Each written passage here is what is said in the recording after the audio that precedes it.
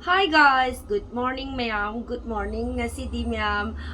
yumda chattoine buko. Yumda chattoije kai gino haibada khoi che gi thamapan harak pagi chakau doine buko. Ado hayenga ngasi ge je khoi chaba de tare buko. Bungo gi ju date 29 dagi session hogre ado akhoina kaino date 1 dagi ka halage na ne thindri buko. Aduna kaidau doino da ngasi na mo akhoi che gi thamapan harak pagi chak charani mayamna ingonda noi khatle na haire bako ai noi ju noi khatle weight se 60 bo puthara abane bako ai je weight 60 bo puthara bane aina churakon tawba kan giduda churakon tawdura kan do ina blouse se turage kharaga handar khini na khalaga ai je blouse se tudre bako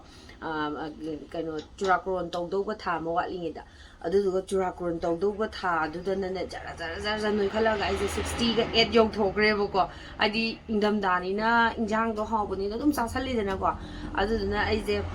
blouse tu da bida ready made oil leiraga lit khre bako ado mayam na ai je noi khatle na hare bako noi khachu noi khatle haidi adum sanga dum sasan bado aduduna noi khatle bako janu ingdam da je lora ganda oina dieting tawrage na khalle bako haidi oidreba ingoda adum haidi kaino adum chaningaga leidu tawrebako adum weight se yade bako weight se hoje ai je 72 dagi 60 bo puthajara ma bdo mu 68 ta mu laigre bako adu pai kem ta laite cha ba pambanina adu charani adum chasalani injang hawrami adum chasalle bako yade ba ado ai adum video je matek adum namjara age mayam adum yengbiyo ai je blog se phajana namge tawbase thabak se ai gi thabak se next by next adum laigre bako aduna blog se adum matek namjara ke myam ngasi mai ju lakte duna kaino je ising je taxi da toro gas thangkat le tamo gi sak thongam ge tawbane ado nga khara aina nga je ngarang lawbane bako ado taw je ngasi tawraba angang macha ga khoi ma ga kana breakfast tawri nga je sina napi jabi ne khoi je gi sareng amaga thonggini thongba hawre hojik ngokhat ba hawre adum matek namjarake nga hapsalle sina grass cup thongbani ko sareng thongbado khoi segi tongana ma thongaga khoi gi ju tongana thongni natradi pulap thongadi magi chaloraga phumjan ga ni ga yam hai khangdi kari no aduna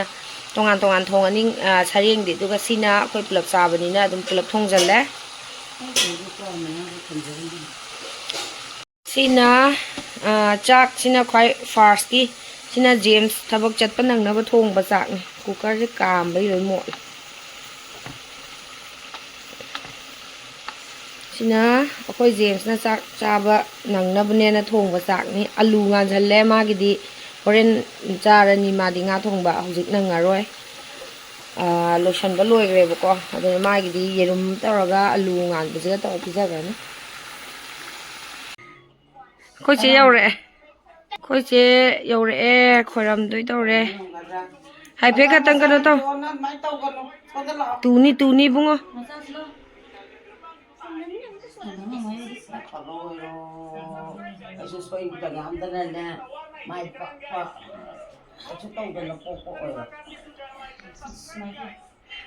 chingkhapi ge ngai ko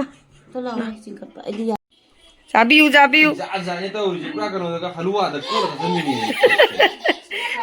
Singlin gitu ngawai ge sabiu angang gai na khangda ma ton thong thala ma le Joni na thong mani sigi yen jina babun chana ok na bu yen thong bra do sida le khoi segi kainoga kari lapuga sina sarenga lapuga thongba magi tongana khara thongbane magi thongbado khoina chaba yade hai khangdi phum aremba khoppa phum deina ha ko hai khangdi mai tongana thong sida sarenga lapuga sida yen ngauba dagi suna kandai jina kaino morok metoi ne kaleja ga makanga sidana akhoi gi sareng leire sidana iromba sidana grass cup thongba leire duga champut ki mathen amaga hai amaga laani duga lore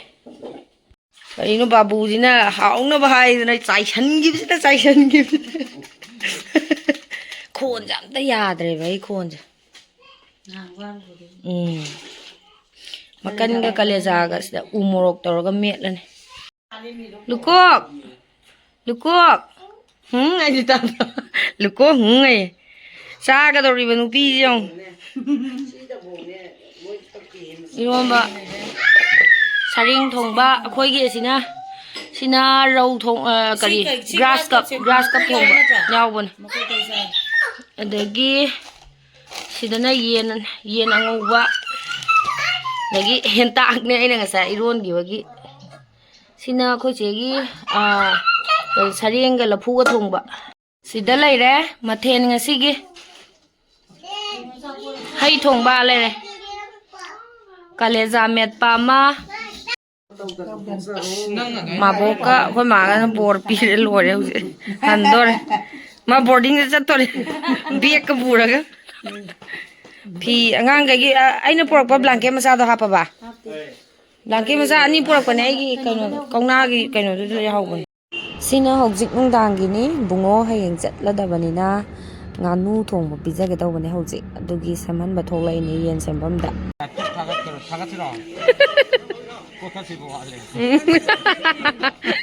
Mela ro lai nge de am yaw gram ni da khoi blog ta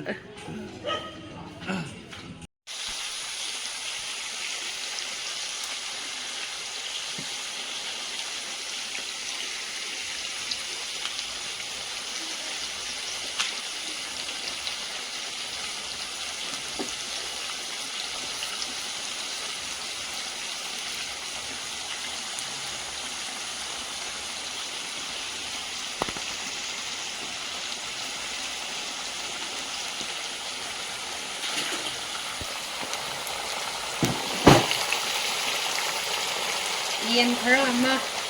nganu khara ama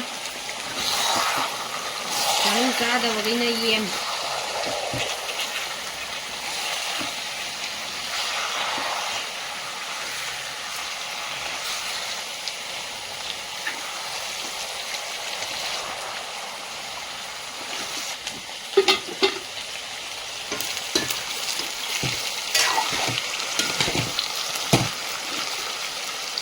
chắc rồi ai còn thôi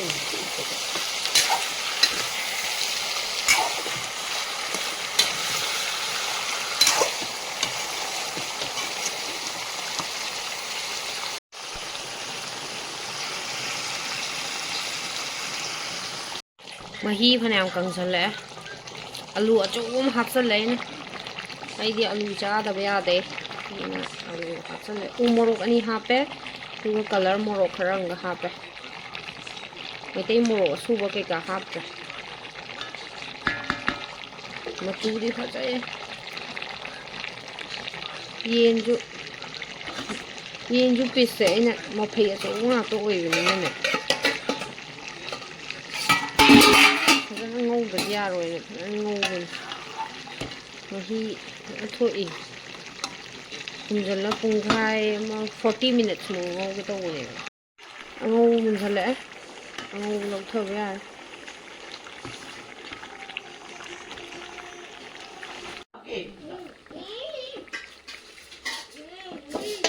ngâu lâu thơ kìa nó thấy không ở khung bởi vì lâu thơ ở đâu